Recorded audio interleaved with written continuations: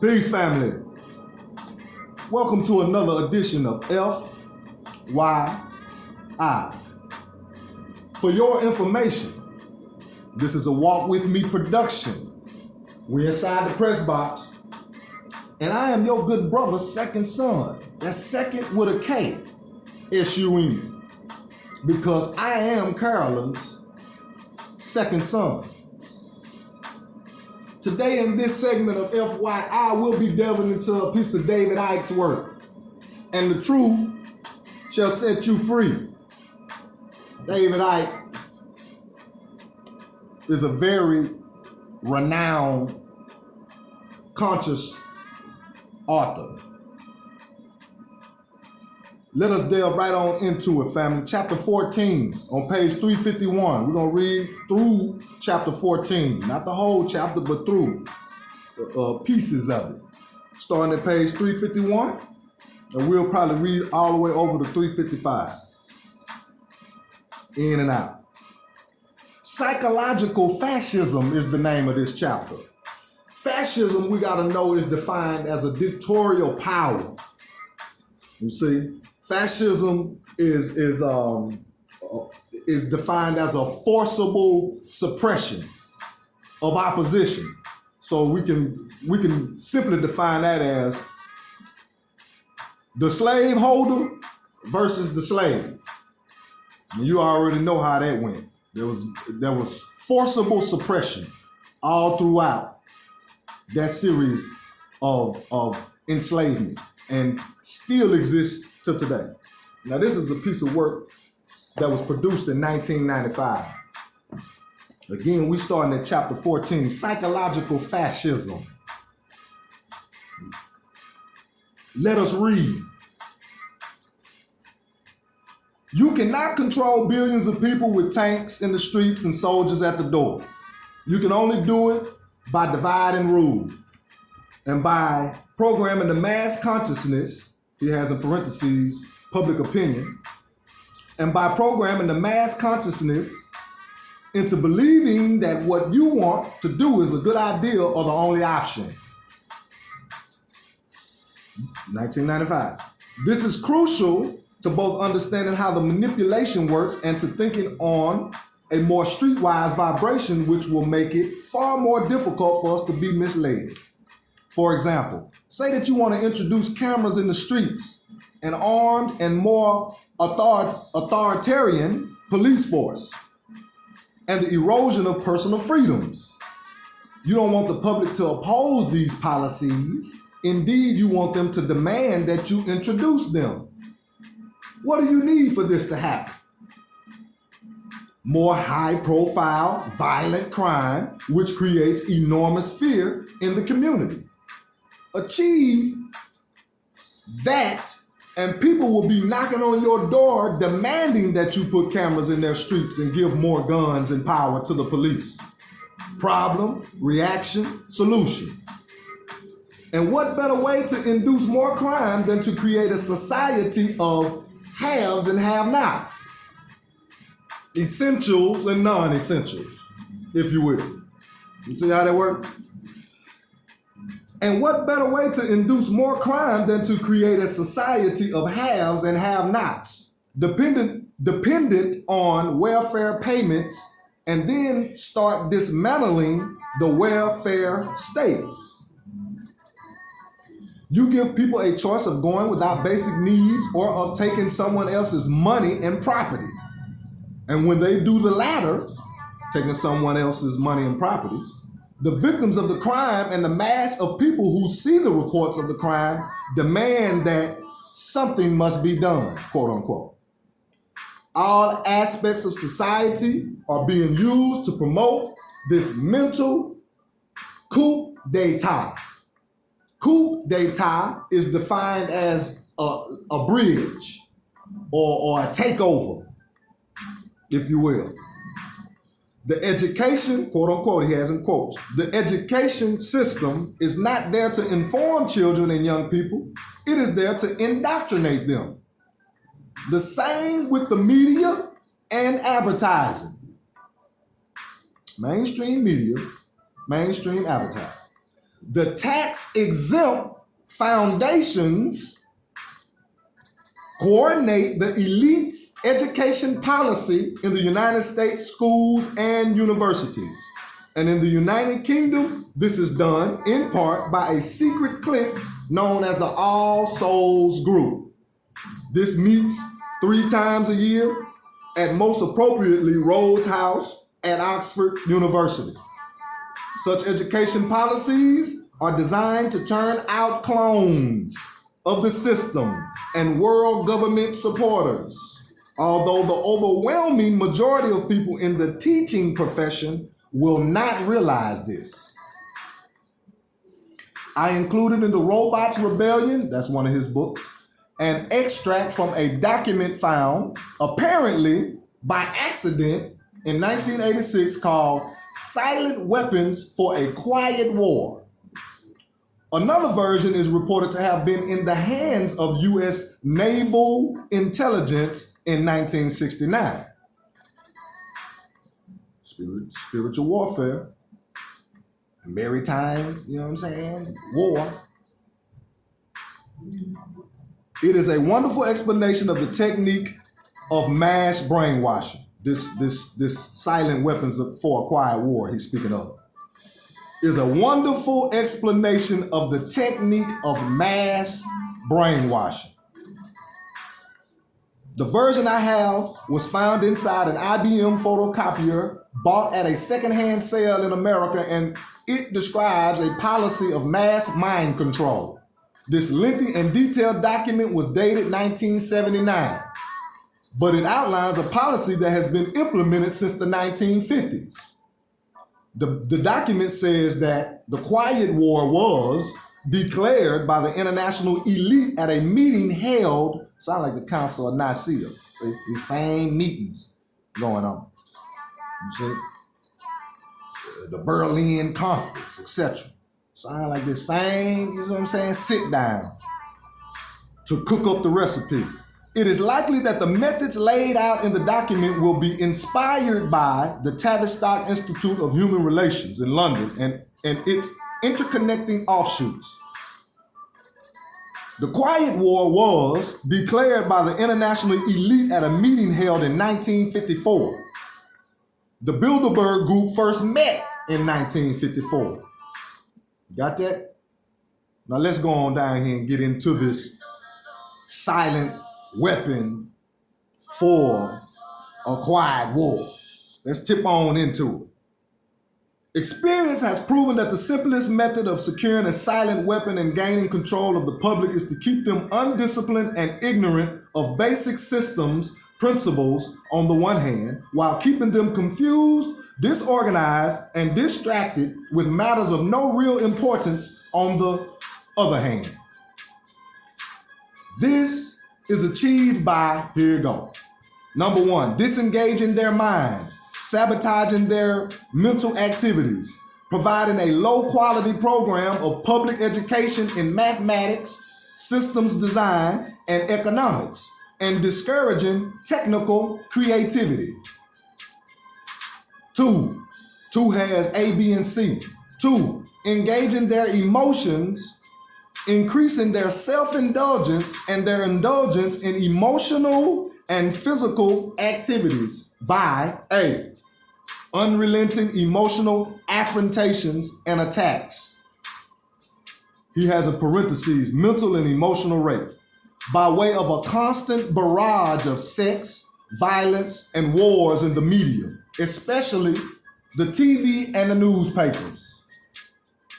B, giving them what they desire in excess, quote unquote, junk food for thought, soap operas, you know what I'm saying, VH1, Bravo, all that old, you know what I'm talking about, in somebody else's business when yours need to be tended to. You ain't got time for that. Giving them what they desire in excess, junk food for thought, and depriving them of what they really need, which is a thorough knowledge of self. Health is wealth. You see? A clone-free issue. C, rewriting history and law and subjecting the public to the deviant creation, thus being able to shift their thinking from personal needs to highly fabricated outside priorities. Highly fabricated outside priorities would be run and get some toilet tissue when you ain't eating, when you constipated. America is leading the numbers in obesity. So that means that it's a bunch of constipation and a bunch of mucus buildup within this corporation, quote, unquote, you see what I'm saying? Also misnomered as a country. You got this, that ain't that. We already know. What you going to get some toilet paper for? You know what I'm saying? That's highly fabricated outside priority. Because you ain't even, your bowel's not moving. You constipated. See how that works? These preclude their interest in and discovery of the silent weapons of social automation technology. The general rule is that there is profit in confusion. You see? Somebody getting paid for you to run and get the, you know what I'm talking about, that you really don't need, because again, you know what I'm saying? America is obese. So that means it's some constipation. Ain't nobody bowels moving. See? That's just what it is, family. We got to know that. The general rule is that there is profit in confusion. The more confusion, the more profit. Therefore, the best approach is to create problems and then offer solutions. See? How that work? In summary, let's sum it up. Media keep the adult public attention diverted away from the real social issues and captivated by matters of no real importance. Schools keep the young public ignorant of real mathematics. That's sacred geometry he talking about. Knowledge of self. When he say real mathematics. Sacred geometry. You see, sacred algebra. When we say sacred, that means you got to deal with your body, your human body, and how it works. Real economics, real law, and real history. History meaning ain't nobody discovered nothing over here. The gods and the goddesses was already here. You see? In 1400. So the real history is it was already government and buying and selling and trading going on this land mass. You see? That's real history. That's empowerment. So when you know the law, then you gonna obey it. Like he say, real law.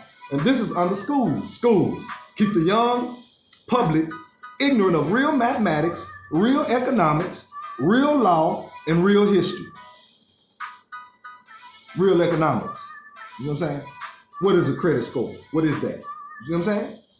The baby need to be educated on that early. What is a straw man, etc. So, you see, some protection can be provided. Entertainment. Keep the public entertainment below a 6th grade level. Work. Keep the public busy with no time to think. Back on the farm with the other animals. See how that works? Now let's jump on over here to page 354 real quick before we get out. The diversion technique is the title of this section.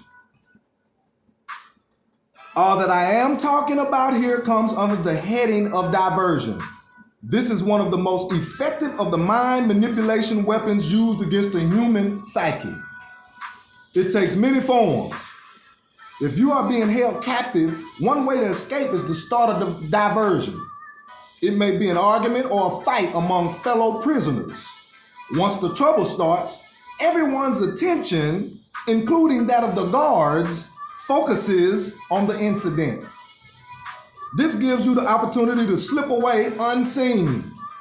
The bullfighter's technique is another obvious form of diversion, as he focuses the attention of the bull on his cape, so allowing himself to avoid injury. Watch this. Hear this real good now. Listen to this. In the world of propaganda and public mind manipulation, we are constantly being subjected to this. Accusations, watch this, accusations of anti-Semitism against New World Order investigators is a classic example of diversion. You see how that works? You concentrate attention on the issue of the messenger's alleged racism and divert attention from what he or she is saying about the research. Let's say that one more time before we get out of here. You can concentrate attention on the issue of the messenger's, plural, alleged racism or alleged racism and divert attention from what he or she is saying about their research. We're going to say that one more time before we get out of here. Accusations of anti-Semitism against New World Order investigators is a classic example of diversion. You concentrate attention on the issue of the messenger's, plural, alleged racism and divert attention from what he or she is saying about their research. Now you see how very important it is to get your mind right, family. You see what I'm saying? Because there is a machine in operation that is in operation with one goal in mind, and that's to dumb you down to where you are operating on a 6th grade level, is what the author say. And we can see the results of that all around us. How you got grown, quote unquote, people thinking and moving like children with strings, like puppets. You see? And it is time for us to take back our existence, like Big Rude said on the Outcast and the Goody Mob album. You see what I'm saying? Take back your existence or die like a punk, is what Big Rude said. That's what it's time for. You see? Because this author is writing in 1995 about mainstream mass media manipulation of the mind. Again, it's very important to get your mind right, family. So therefore, your game will turn into chess, not checkers. See, because chess, you gotta think, you gotta sit back. You see, and think your next move way ahead of time. You see, you can't in chess, you can't just like checkers. You gotta think your next move way ahead of time. You gotta, you see what I'm saying? Strategize for real. That's what we playing. You see? With these corporate thugs. Because they don't give a damn about you. They will, again, take your mind and your baby's mind and your grandbaby's mind and your great-great-grandbaby's mind if you give it to them. That's why we saying like Big Rule say, take back your existence or die like a punk. You see? And we not with that dying like a punk. We standing 10 toes down in this thing.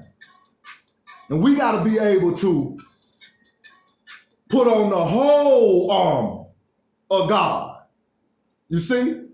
And when you got the whole armor of God on, you obeying the law. Not only are you obeying it, you know the law. You see? You know the rules to the game. And that's what we here for. To highlight the rules of the game, family. And the rules of the game, we won't find out playing chess with these corporate thugs. We got to step our game up and get into the game of chess. We can't be playing checkers with these corporate thugs. You see? We got to get into a thinking game. You remember? Think and grow rich. That's chess. With that being said, this has been another edition of F.Y.I. for your information, I'm your good brother, second son. That's second with a K. S-U-N. We inside the Pressbox. This is a Walk With Me production. And this is what it is. In all thy getting, get an understanding, family. And when you get an understanding, be sure you got a understanding, overstanding, and outerstanding. Peace.